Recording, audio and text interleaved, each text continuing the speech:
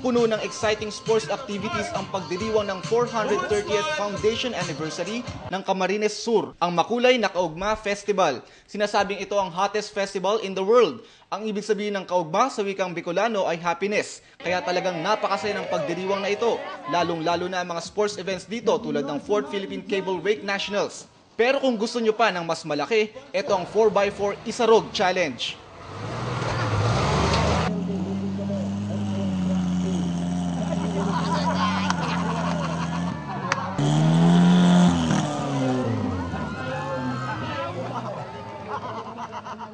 Nagpasikat din ang mga thrashers sa National Skateboarding Competition.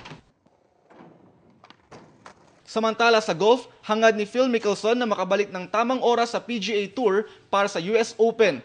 Hininto na muna ni Mickelson ang kanyang schedule matapos ma-diagnose na may breast cancer ang kanyang asawa na si Amy. Sa ngayon ay nagtagumpay na ng 2 beses si Mickelson sa taong ito at kasalukuyang number 5 ng FedEx Cup standings.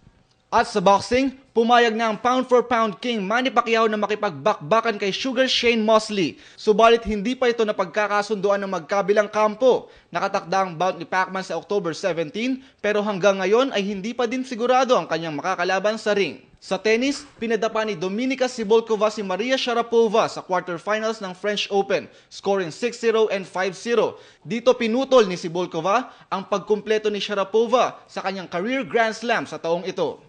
At sa NBA, umpisa na ng Game 1 ng NBA Finals, Huwebes ng gabi, sa pagitan ng Los Angeles Lakers at Orlando Magic. Sa kampo ng Magic, maglalaro na si All-Star point guard Jameer Nelson matapos tanggalin ang labrum sa kanyang right shoulder. Subalit ayon kay Coach Stan Van Gundy, mukhang malabo pa na makapaglaro si Nelson dahil hindi pa kumpleto ang kanyang rehabilitation na dapat ay magtatagal pa ng 2 buwan. Samantala, panig naman sa Lakers si President Barack Obama at hinula ang tatapusin ng Los Angeles Lakers ang Orlando sa Game 6 ng kanilang Best of 7 series.